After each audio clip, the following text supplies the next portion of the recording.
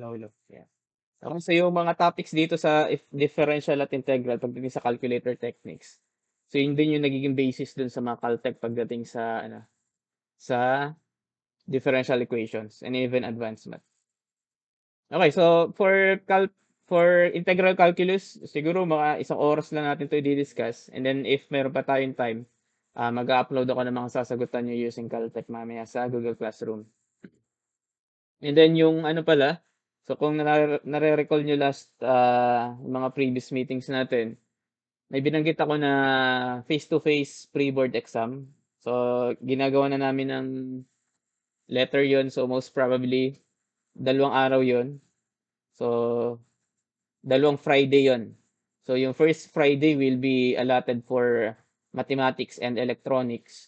And then the second Friday will be allotted for JAS and EST. Okay, so I think May katapusan yung ginawa kong date.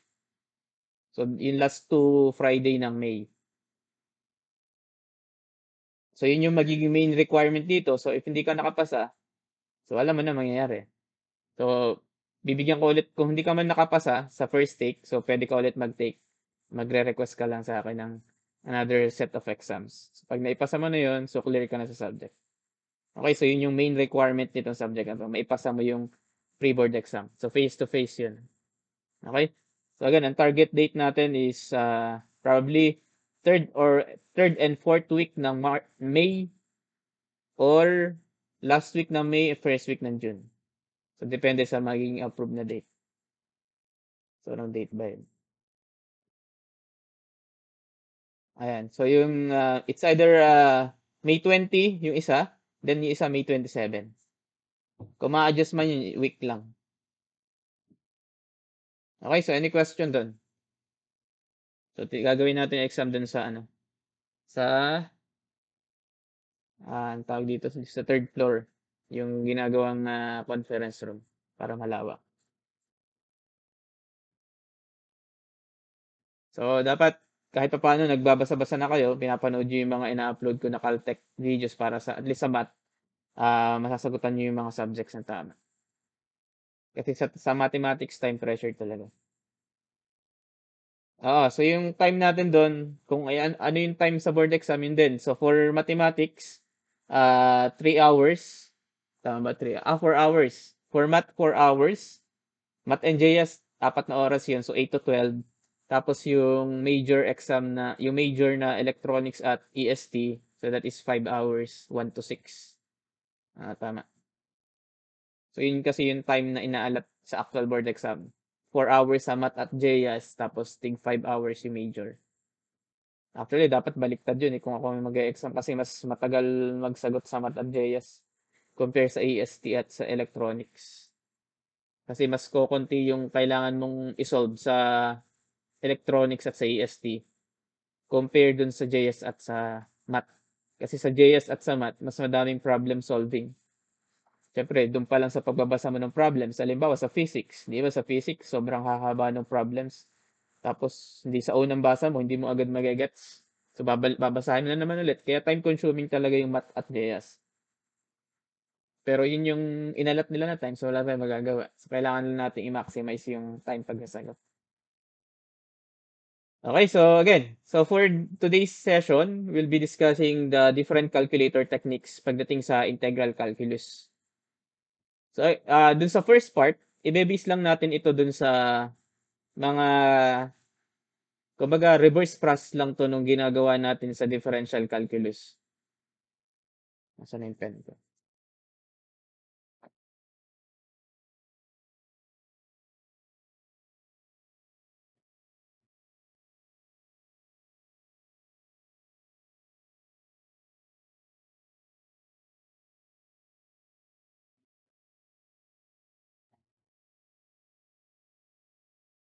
Okay, so ang unang part nung Caltech sa integral calculus is solving indefinite integral. So pag sinabi nating indefinite integral, ito yung mga walang limits.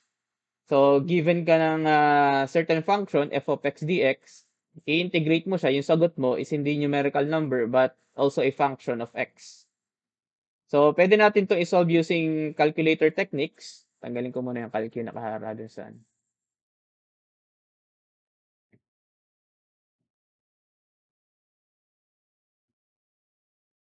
Oops, mali.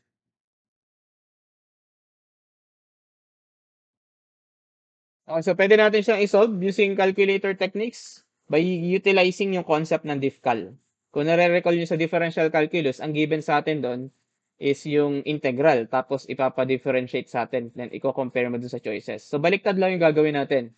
Ang gagawin natin dito, for example, diretso na tayo sa example kasi dun natin mas magigets yung concept niya. Okay, so for example, dito sa number 1, pinapa-evaluate yung x all over 4 plus x squared raised to 3 over 2. So, kung meron tayong calculator, saan yung calculator ko?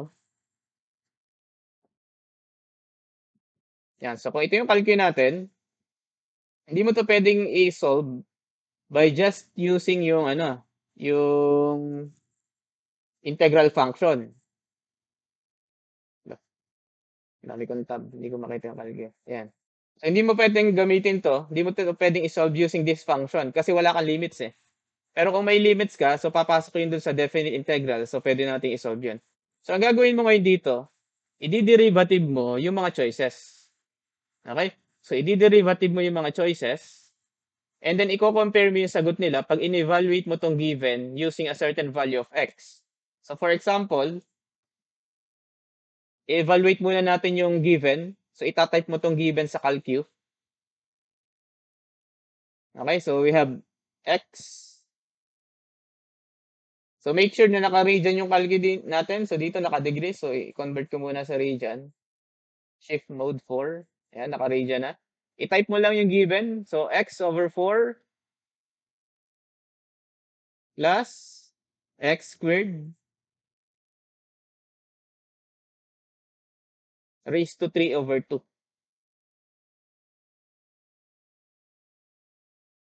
Okay? So, evaluate mo siya at a certain value of x. So, pindutin mo yung calc.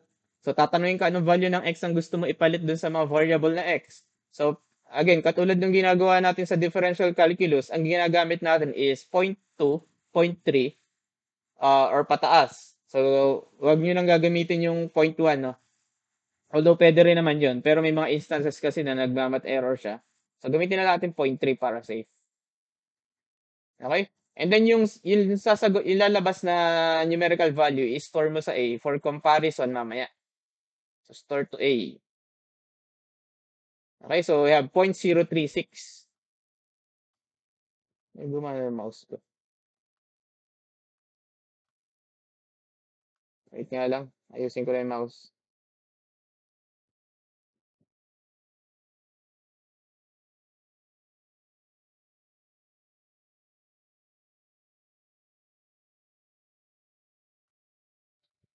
Yun.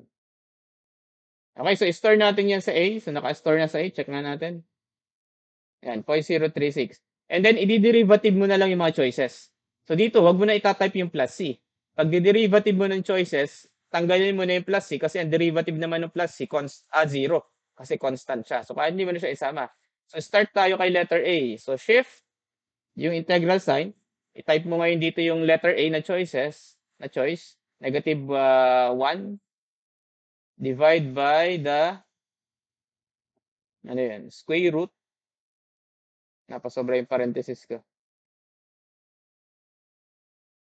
Okay, so square root of 4 plus x squared.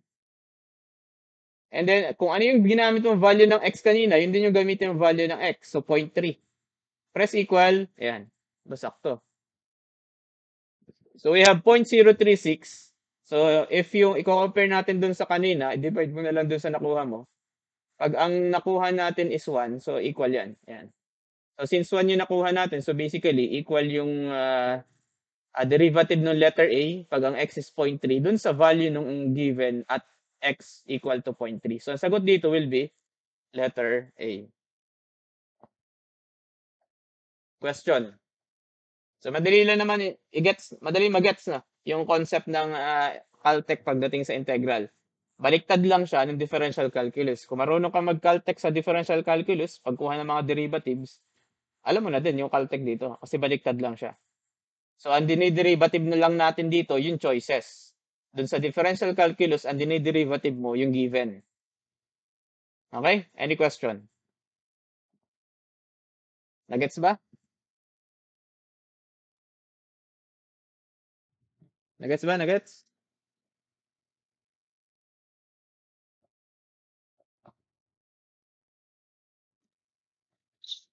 Okay, so another example tayo. So number 2.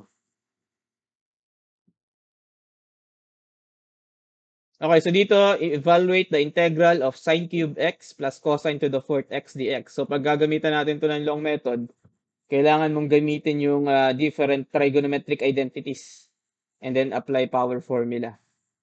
So, kung nalimutan mo na yung different trigonometric identities para ma-solve to, so mas madali itong gamitan ng Caltech. So, if gagamitan natin to ng calculator techniques, same process nung kanina, alamin mo muna yung value nung given.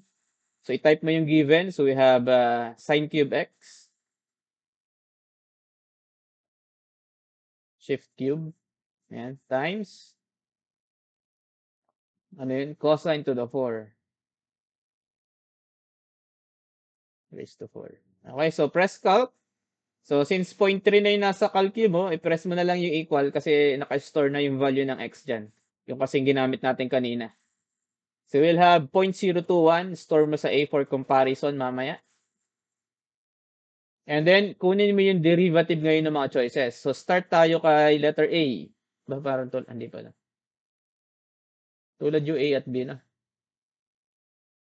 Hindi, yung isa pala minus. Okay, so start tayo kay letter A. So, shift, integral. So, magiging derivative yan. 1/7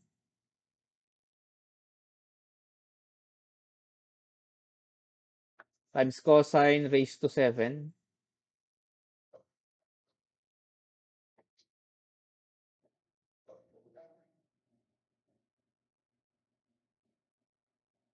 plus 1/5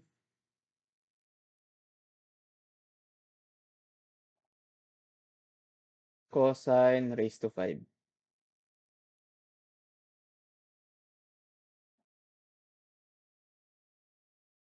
And then 0.3 ulit.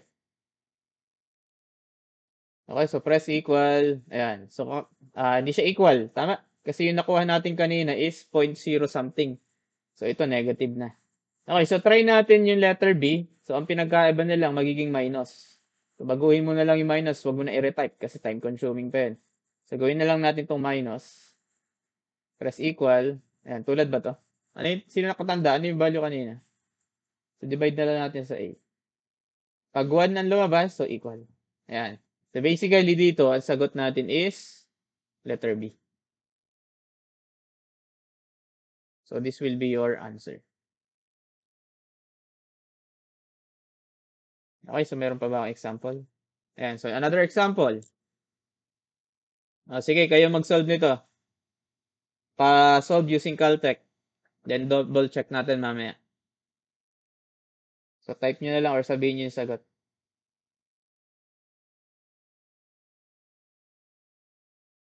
Naka-record to, Gerald. Sa OBS. Wala kasing record function tong Google Meet.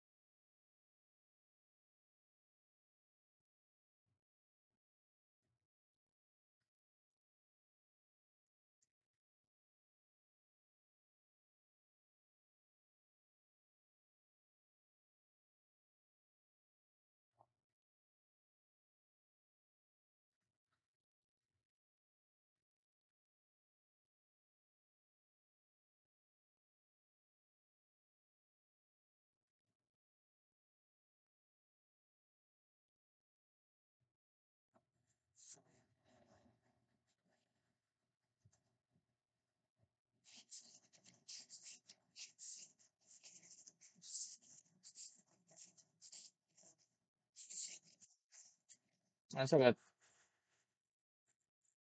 So, letter C. Okay, so check natin kung tama yung letter C.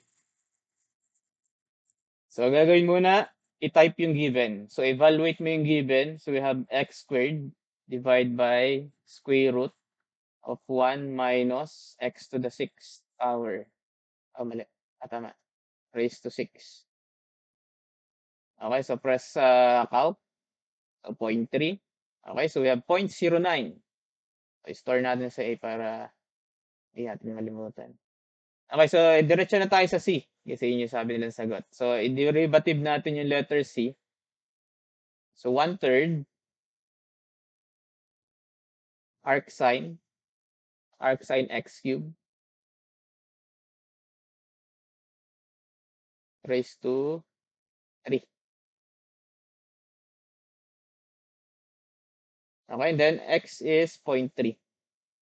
So, press equal. Ayan. So, tama. So, 0.09. So, equal siya dun sa letter A. So, divide natin ang A para makita nyo na equal sila. So, 1. Meaning they are equal. Okay, so for number 3, ang sagot is letter C. So, 1/3 arcsine x cubed. Okay, so, ayan. So, meron pa tayong isa. So, dito, ano naman to, no? Involved na yung tinatawag nating parametric equation. So, pag sinabi nating parametric equation, merong third variable na involved. So, pag ganito yung given, ang gagawin mo lang is kunin mo yung value ng dx, i-base mo lang doon sa given. So, ang pinapa-evaluate sa atin, integral of xy dx from 0 to 2. So, pwede mo itong i-integrate using yung value ng x at y in terms of t. So, mangyayari dyan, integral of 0 to 2 times x t cubed, and then yung y mo equal sa 7t squared. So, aalamin mo lang, ano yung value ng dx? Kasi dx yung naka-multiply sa kanila. So, para makuha yung value ng dx, i-derivative mo to. So, we have dx is equal to, nakakita nyo ba? O nakaharangan ng calculus? Yan. So, dx is equal to 3t squared dt. So, ito ngayon yung magiging value ni dx. So, 3t squared dt. And then, i-diretso mo na yan sa calculus. Kung gusto mo, i-simplify mo pa. So, we'll have 21 times 5, 7. T raised to 7 dt. Actually, pwede mo na itong i-manual eh. Pero syempre, para makasigurado tayo, i-calculate natin. So, hindi na to part ng indefinite integral, pero part na to ng integral using parametric equations. Asan yung calculate ko? Okay, so integrate lang natin to. So, 21t raised to 7 from 0 to 2.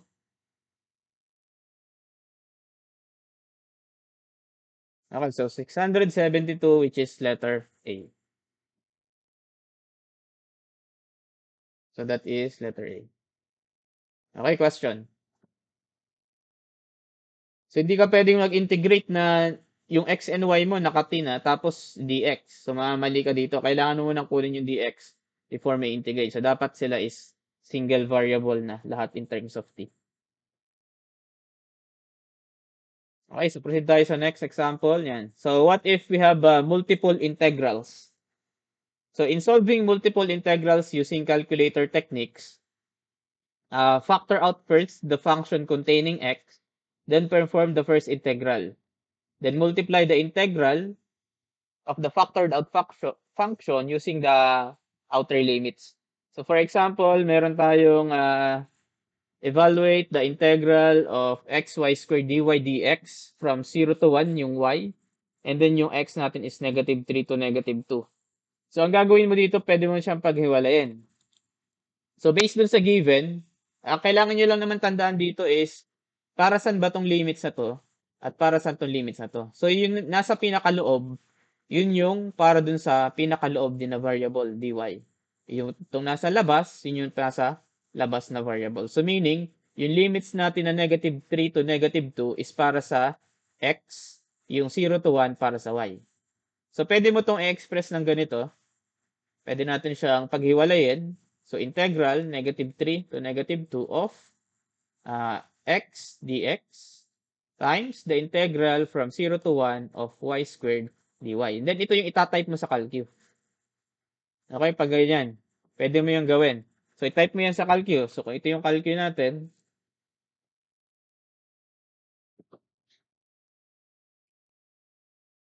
so i-type mo lang yung dalawa. So, unahin natin yung in terms of x. Integral of x dx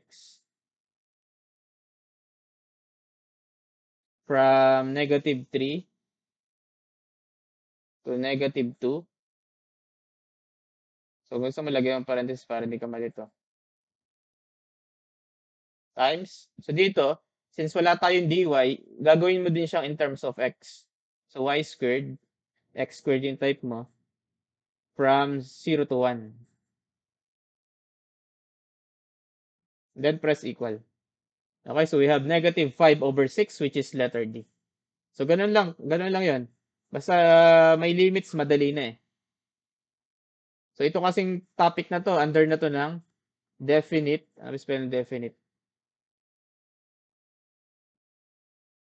Spell ng definite? Ano? Okay. Basta definite integral. Okay? So, part na siya ng definite integral. Kasi meron na tayong, dinefine na kasi yung limits. Meron ka ng upper and lower limits. So, hindi ko na sinama sa mga examples yung single integral na definite. Kasi direct sub lang yung sa calculus. Pag pinapa-integrate sa inyo, find the integral of, for example, integral of sine x cosine to the fourth x dx from 0 to 2 pi. So, ito, da-type mo lang to sa calcu eh. So, kaya wala na akong example nito. So, dumiretso na tayo dun sa multiple integrals. So, basta pag multiple integrals, kung kaya mong i-isolate na magkakasama yung x at dx, at y sa dy, tapos isama mo yung mga limits nila dun sa kung anong variable yon. So, yun na yun. Yun na yung itatype mo sa calcu. Ganun lang siya kadali. Okay? So, may isa pa tayong example dito.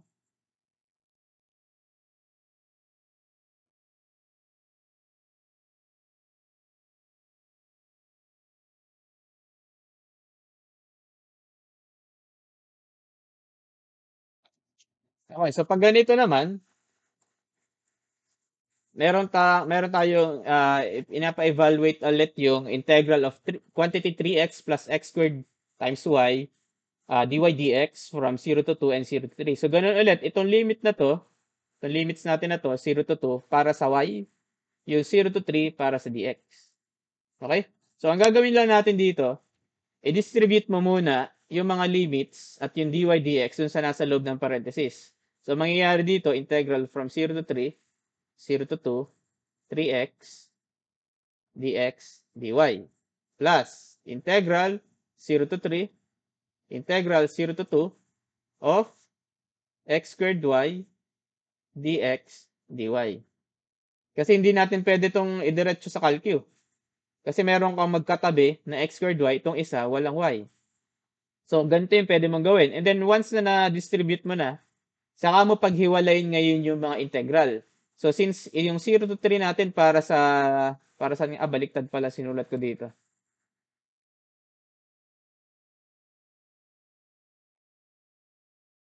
dy dx pala tayo. Okay, so this is dy. So, wag kayo magkakabaliktad nung arrangement ng dy dx kasi naka-base doon yung kung ano yung limit niya. So, dito, we have, unahin mo tong first part. So, we have 3x dy dx. So, meaning, ang i-integrate mo with respect to dy is 1. Or pwede rin yung 3. So, ang gagawin mo lang dyan, integral from 0 to 3. Yung limits na 0 to 3 para sa dx. So, ano ba yung x natin na variable? X lang. Pwede mo isama na yung 3x dito. Dx. Times. I-multiply mo siya sa integral from 0 to 2 nung dy. Okay, plus. Integral 0 to 3. Ano ba yung 0 to 3 natin? Para yun kay dx. So, ano yung variable na may x? So, that will be x squared dx. Multiply mo ng from 0 to 2 ni y dy. Okay, so pasolve nga nito. Ano yung magiging sagot natin? Sige, pakita ko na rin. So, yun yung itatype mo sa calco, yan sinulat ko. Okay, so type mo lang yung integral of 3x from 0 to 3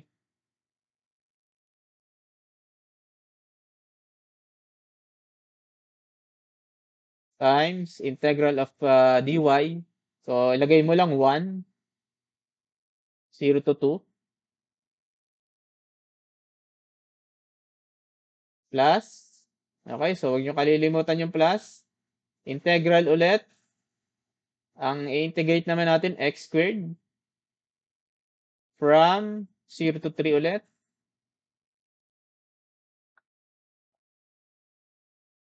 and then nakamultiply siya sa integral ng y, so type mo lang x, from 0 to 2. Okay, and then press equal. So, we'll have 45. Oops, wala. Okay, so dito is 45, which is letter A. Question. Anong kasunod nito? Plain A rest na agad. So, any question dito? So, clear ba pag multiple integrals?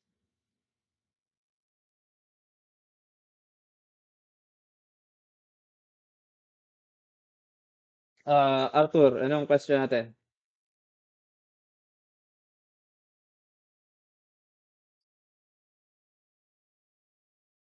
3x plus x squared. Paano ginawa mo? Paano ginawa mo?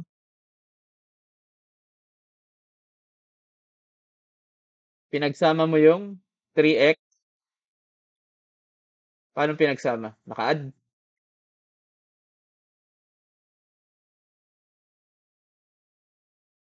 Parang ganito yung tinype mo. Integral from 0 to 3, 3x plus x squared, ganyan. Dx. Tapos, plus, magkasama din. So, integral 0 to 2 ng y plus 1, dy.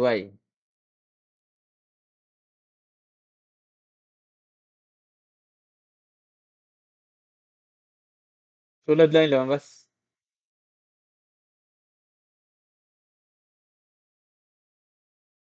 So, try natin ang ibang function kung magkakatulad. So, kasi pag ito dinistribute mo,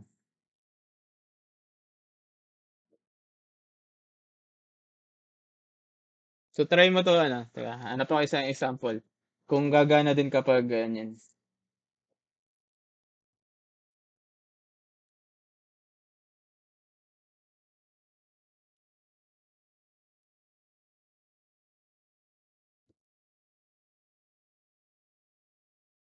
Try mo nga to, try nyo to ha. Integral 1 to 3, integral 2 to 4, 40 minus 2xy dy dx. So, try nyo nga kung ano makukuha nyo sagot dito. Pag ginamit mo, Arthur, yung katulad ng ginawa mo. Applicable ba yun? So, try mo nga.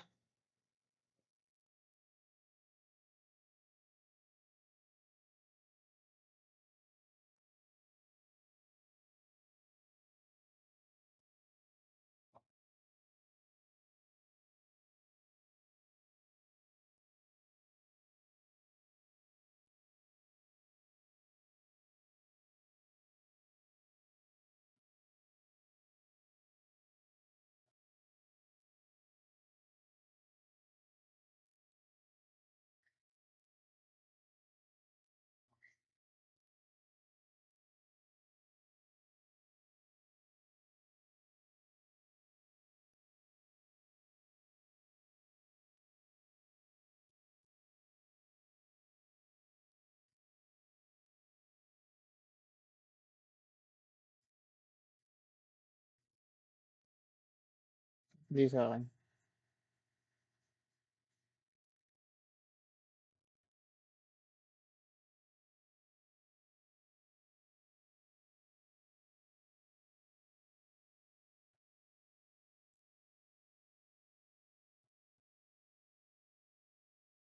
Ba naman nalabas, Arthur, ah?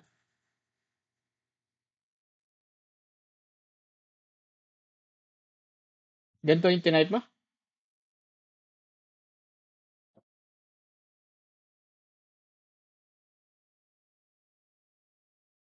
Paano dinisregard? Ito, hindi mo sinama? Bakit walang plus 1?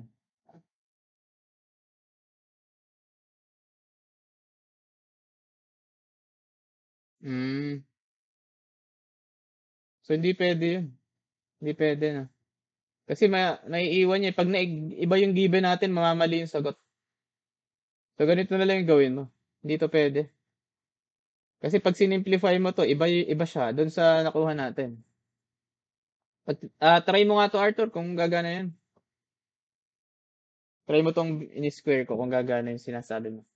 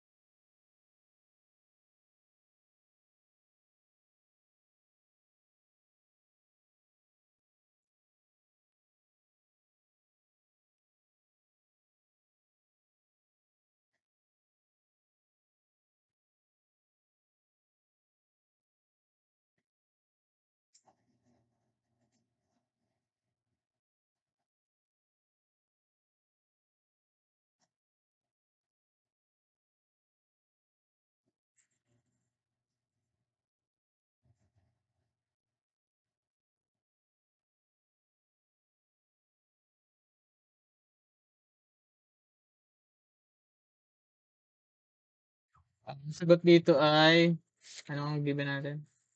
112. Malaki na kama. Yan, so hindi pwede. So, kailangan mo siyang gawing ganito yung format.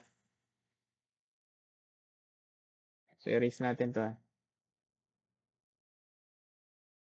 So, kailangan niya siya is maging ganito. So, pag isosolve mo to, same process nung ginawa natin kanina. So, erase ko na yung mga nandito. Oops.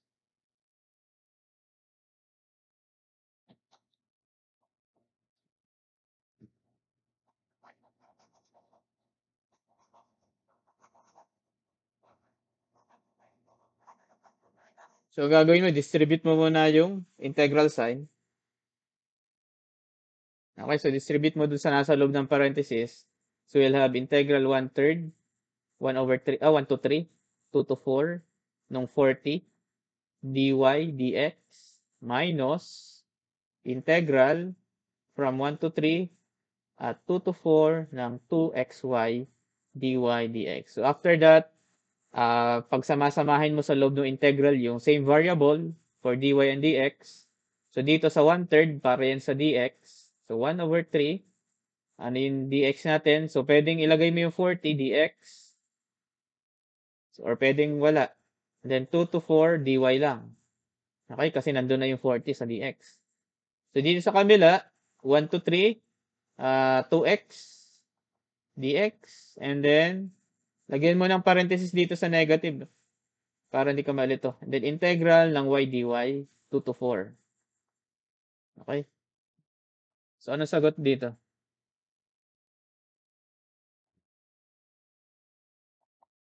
Ano sabi ko na pala yung sagot, no? So, we'll have 112. So, try natin sa calcu kung tama. Saan yung calcu ko? Nawala yung calcu.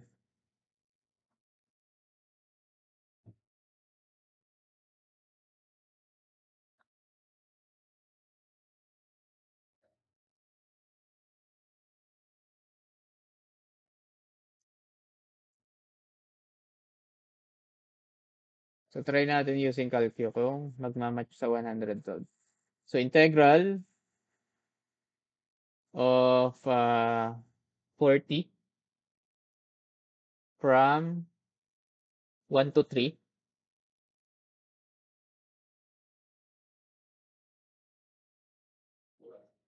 multiply by integral of dy. So, integral of 1 from 2 to 4. Then minus integral of 2x 1 to 3.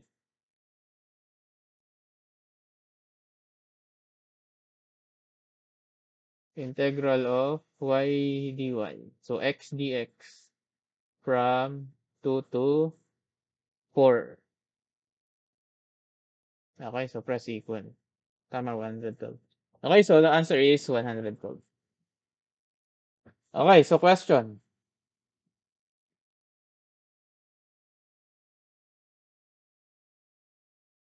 So, try naman natin yung last part ng Caltech sa integral calculus.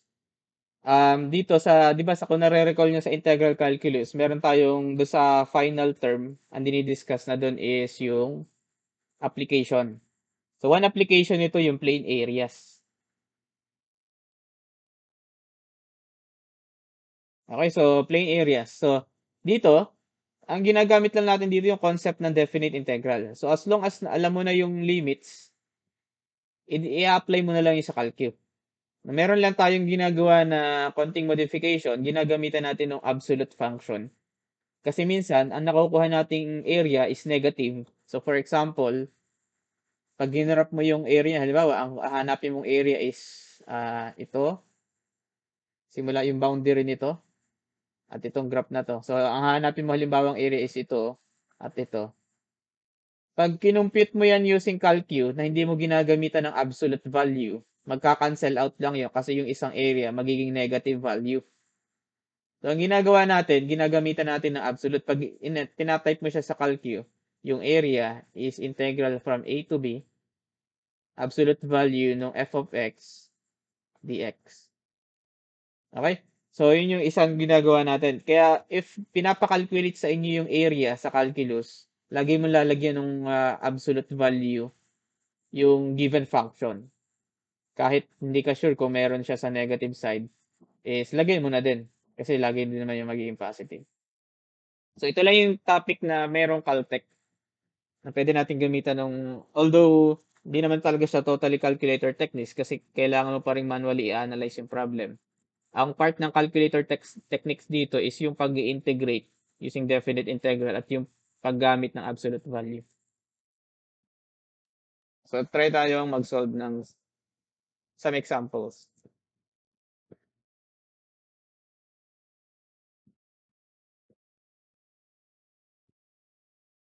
Okay, so for number 7, halimbawa, find the area of the region bounded by y equal to x cubed minus 3x squared plus 2x plus 1 and the x-axis and the vertical line 0 to 2.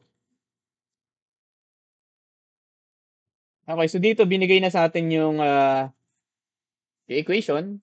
So meron tayong equation na given y is equal to x cubed minus 3x squared plus 2x plus 1. And then yung hinahanap nating area, pwede mo muna siya i-graph na. Kung hindi mo alam kung paano i-graph to, pwede mong gamitin yung function na calculus na table. Di ba meron tayo ditong table 7. So i-type mo yung equation para malaman mo yung mga different value ng x. Kasi mas maganda pag mga application na calculus, ginagraph mo muna. Natatakluban na tayong problem na. Bababa ko yung calculus.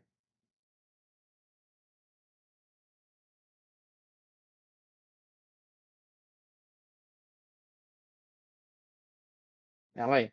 So yan, mas maliit yung calculus. So, ang given sa atin na problem is find the area of the region bounded by the x cubed minus 3x squared plus 2x plus 1 and the x-axis, the vertical line 0, x equal to 0 and x equal to 2. So, pag i-graph mo to, yung x equal to 0, ito yun.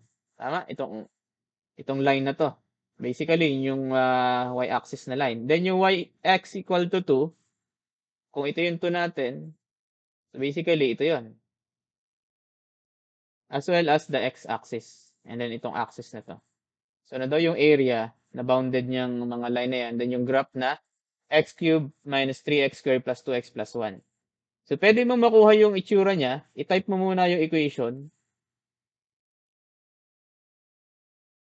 Minus 3x squared. Para magkaroon ka ng ma-visualize mo, ano ba yung itsura ng graph? Plus 2x plus 1. Okay? Teka. I-off ko muna yung g of x. Naka-on pala siya. Okay. So, press equal. So, saan ka ngayon magsisimula ng x? Since meron ka ng limits, kasi yung graph na, yung area na hinahanap mo, bounded by x equal to 0.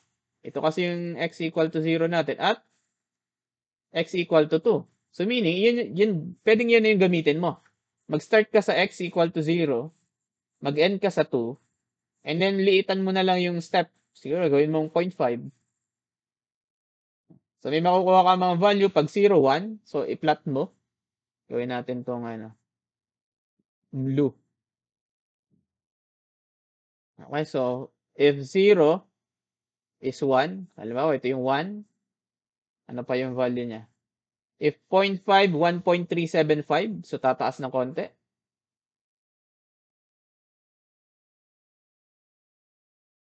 Para masyadong dikit. Pag 1 ang value, so 1 ulit. Ay, nawala. Nawala.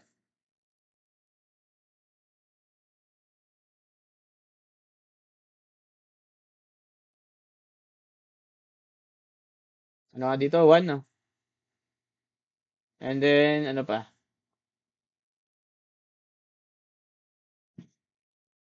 So, if 1.5, bababa.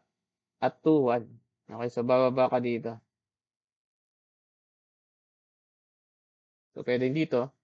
So, estimate lang naman to. Then, pagdating sa 2, 1. Hindi lang pantatay. So, basically, parang ganito yung graph, no? Yan. So, hanapin mo, ano yung value ng area na to?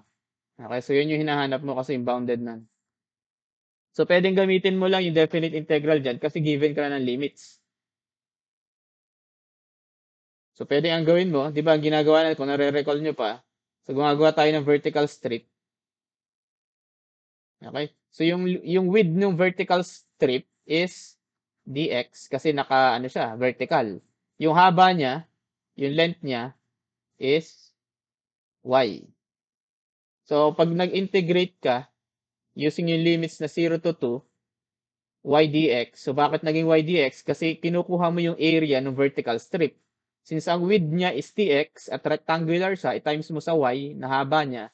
So, ito yung area ng vertical strip. So, pag nag-integrate ka, i-add mo lahat ng vertical strip dito, makukuha mo yung total area.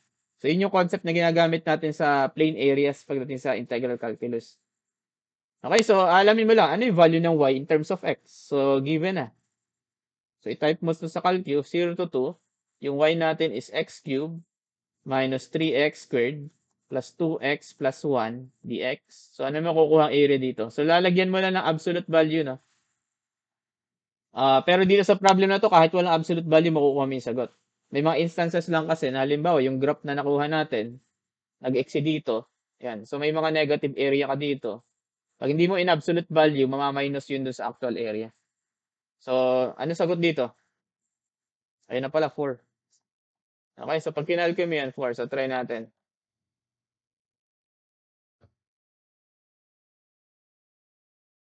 Okay, so punta ka na ulit sa 1. So, integral of x cubed. So, lagyan mo ng absolute value. Shift itong height. Tapos, x cubed minus 3x squared plus 2x plus 1. So, ang limit natin, 0 to 2. So, press equal. Bakit to? Ano nangyari? Mali ba tong sagot ko? Tinaka. Tama, 2 ang sagot dito. Mali itong nakabold. Okay, so ang sagot dito 2. Ba't nakabold dito yun? 4. Okay, so ang sagot dito, 2. So, mali yung nalagay na choices. So, mali yan, ha? So, ito yung tamang sagot. Okay, letter B.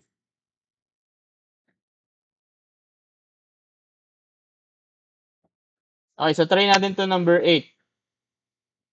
So, dito sa number 8, parang ganun lang din, no? Pero pag ginrap mo to, magkakaroon ka na ng area dun sa babang part. So, try mo munang i-graph. So, pag i-graph natin siya, gawin ko na ulit red.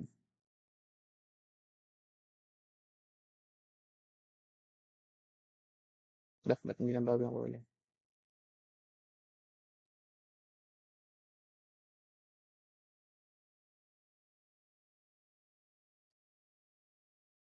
So, gamitan mo lang ulit ng calculus para makuha mo yung mga ano, values ng x and y. So, type mo yung equation. So, we have x squared minus 5x plus 6. Okay? So, press equal. So, start ka ulit sa 0 kasi meron ka na ulit boundary. 0 to 4 daw. So, 0. End mo sa 4. Kahit gawin mo ng step is 1 kasi estimate lang naman. Ayan. So, meron kang value dito. 0, 1. Hindi pala nakita yung negative. So, baguhin natin. So, gawin natin 0.5 nga. Ayan. So, may negative na value dyan. Okay. So, solve natin to. So, pag i-plot mo siya, so, pag 0, 6, pag ang x is 0, so, ang value nung 6.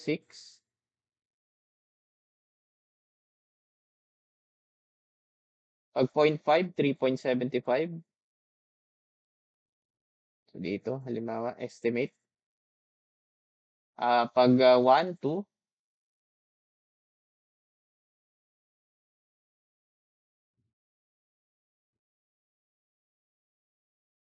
Pag 1.5, 0.75.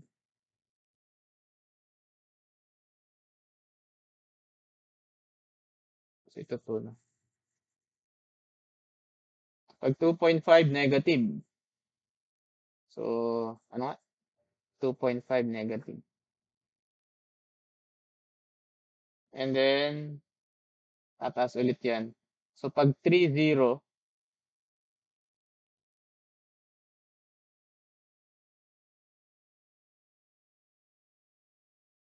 3.5, 0.75.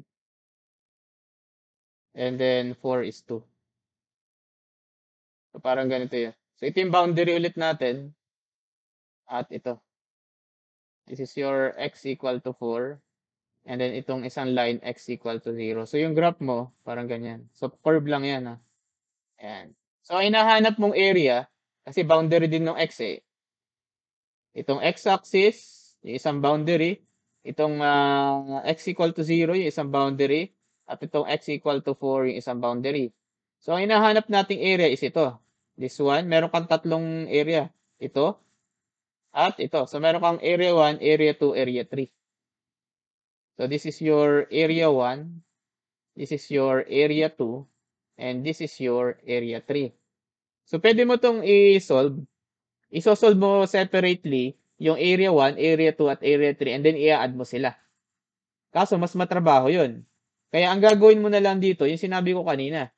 Kasi kung halimbawa, tinype mo sa calculator na walang absolute value, iba yung makukuha mong sagot. So, halimbawa, isosolve na natin to sa calculator.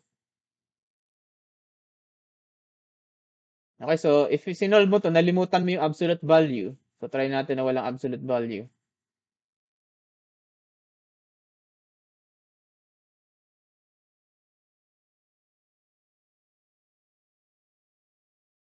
So, ang limit mo, 0 to 4. Okay, so makukuha mo 16 over 3. Pero kung ginamitan mo to ng absolute value, ano ba sagot dito?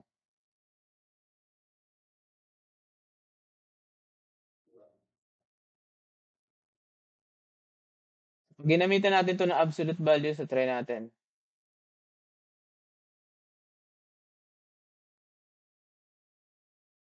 So, burahin ko muna.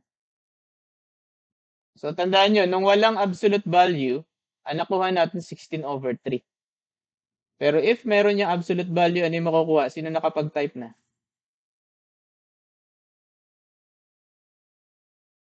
Meron na ba? Yan. So, ano sagot? Yan, 17 over 3. So, pag may absolute value, makukuha natin 17 over 3. So, which is yun yung tama. So, bakit naging 16 over 3 nung wala absolute value? So, kasi may negative area ka na minus siya dun sa total area instead na mai-add. So, try natin to. Yan. So, 17 over 3. So, ito yung tamang sagot. 17 over 3. So, dito is letter C. Okay, so mali yung letter A. So, kapag nalimutan mo, syempre, yung examiner, ilalagay din yan sa choices yung ano eh, yung sagot kapag walang absolute value kasi matatalino yun. Para matrick ka na mamali. So, dapat lagay mo i-check. Pagka-type mo nung equation sa calculus, lagay mo lagi ng absolute value. Basta area, plain areas. Okay? So, yung isang way pa nga na sinasabi ko kanina is integrate mo to, yung area 1, kukunin mo siya, integral mo from 0 to, kung ano man yung tatapatan dito na x. Tapos yung limit ng area 3, isimula dito hanggang dito. So, mas magiging siya matrabaho kasi aalamin mo pa, ano yung limit dito, ano yung limit dito, at dito, alam mo na, 4 to eh. So, kailangan mo alamin ano yung intersection niya dun sa x-axis. So, may isang step ka na additional. Eh, dun sa may absolute value, lalagay mo lang absolute value eh. So, mas mabilis yun. Okay? So, yun lang. Yun yung important concept dito. As long as, alam mo yun, masasagutan mo yung mga problem dito sa, ano, sa integral calculus.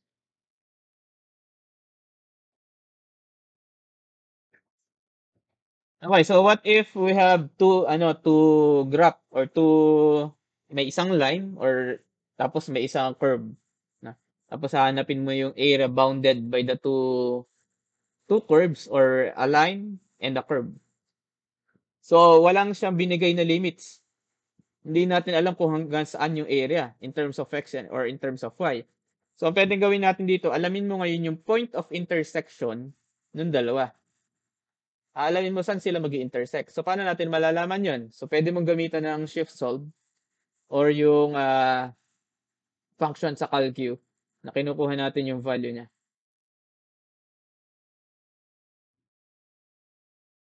Okay, so kailangan lang, parehas mo silang i-express in terms of y. So, yung unang equation is y equal to 9 minus x squared.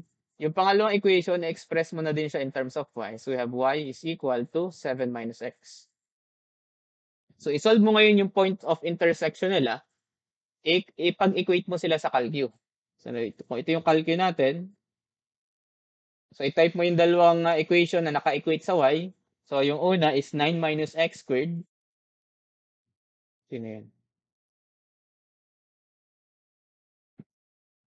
Okay, so 9 minus x squared equal sa 7 minus x. Okay, so isolve mo yung value ng x. Okay, so makuha natin is 2. Oops, wala. So, x. So, since naka-x squared ka, dalawa yung value mo dyan na x. So, isolve mo siya ulit. So, lagyan mo lang ng mataas na value. Para doon siya mag-start. Ayaw. So, liitan mo. 0.5. Yun. So, negative 1 yung isa. Okay, so x2 is negative 1. So, using x is equal x1 to, makukuha mo yung y1. Okay, so gamitin mo lang to. 9 minus 4 is 5. Tama? And then y2 will be 8. Using x2 na negative 1. Okay? So, meron na tayong dalawang points. 2, 5. And negative 1, 8. Okay? So, ito ngayon yung point of intersection ng dalawang graph. Pag i-graph mo to, dapat alam mo kung paano i-graph itong parabola na to. So, basically, itong parabola na to is parabola going down. So, kailangan alam mo pa rin yung analytic geometry kung paano siya i-graph para ma-visualize mo yung area. So, itong parabola na to, or pwede mo rin gamitin yung kanina nating ginawa. So, di ba yung kanina may ginawa tayo? Using table. Kung nalimutan mo, pwede mo tong gamitin. O pwede mo tong gawin. So, ano yung equation natin? So, we have 9 minus x squared. Para lang mag-graph mo. Okay, so ano yung gagawin mong limit? So, doon ka na mag-focus sa limit nung or yung point of intersection nila. So, ang x natin is from negative 1 to 2. Okay, so mas maliit yun. So, negative 1, start ka sa negative 1, and then hanggang 2. So, ang step, sige, gawin natin 0.5 para mas madaan. Okay, so yan. So, i-graph mo lang yan. So, pag ginraph mo yan, ang magiging itsura niya, parang ganito. So, at 0, ang value 9. So, at 0, 9. So, ito yung vertex. And then, pag ganun siya. Na, Taging narap mo yan. Going down na this is 0, 9. Yung vertex niya, 0, 9. Okay? And then yung line, pwede mo ring i-graph yung line. So yung graph yung graph niya is ganito yung itsura pag ginamit mo ulit yung calcu. So parang ganito. Yan. Okay? So pag pinilat mo ganyan yung itsura niyan. So ang point of intersection nila is itong isang point na to at itong point na to. So itong una, yun yung nakuha natin, negative 1 at 8. And then itong isa is 2, 5. So ang hinahanap natin is itong area na to. Yan, itong buong area na to. Okay, so pwede ulit natin itong gamitan ng vertical strip. Okay, kung nare-recall nyo, paano ba tayo nagsosolve using vertical strip na bounded by the two area? So, ang gagawin mo lang is y upper minus y lower, no? So, aalamin mo gaano kahaba to, itong vertical strip. So, yung upper part niya, saan ba siya nagtatouch? Baguhin ko yung kulay.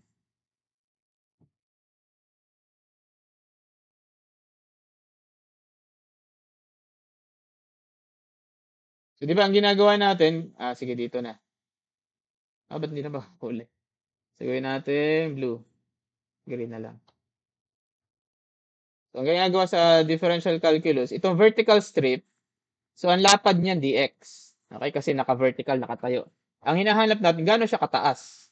So, pwede mo makuha yung height niya, ima-minus mo itong y upper dun sa y lower. So, yung y upper, nakadikit siya dun sa parabola. Kasi itong graph na to, yung taas niya nakadikit sa parabola, basically yung y upper natin, which is 9 minus x squared. Yung y lower, nakadikit siya dun sa line. So, yun yung y lower mo will be the 7 minus x. So, para makuha yung area, ang itatype mo ngayon sa calcu, integral ng y upper minus y lower times dx from, ano yung limit natin? So, negative 1 to positive 2.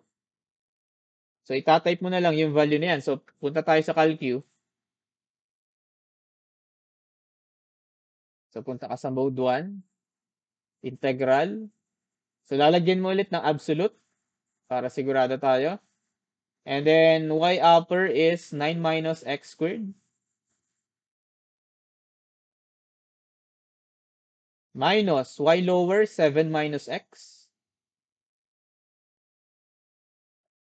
Okay? And then dx, so ano yung limit natin? Negative 1, papuntang positive 2. So, press equal, nakukuha natin yung sagot is 9 over 2. Okay, so ang sagot dito will be letter A. So, ito ngayon yung area mo. Okay, 9 over 2 square units. So, itong area na to, yun yung value niya, 9 over 2.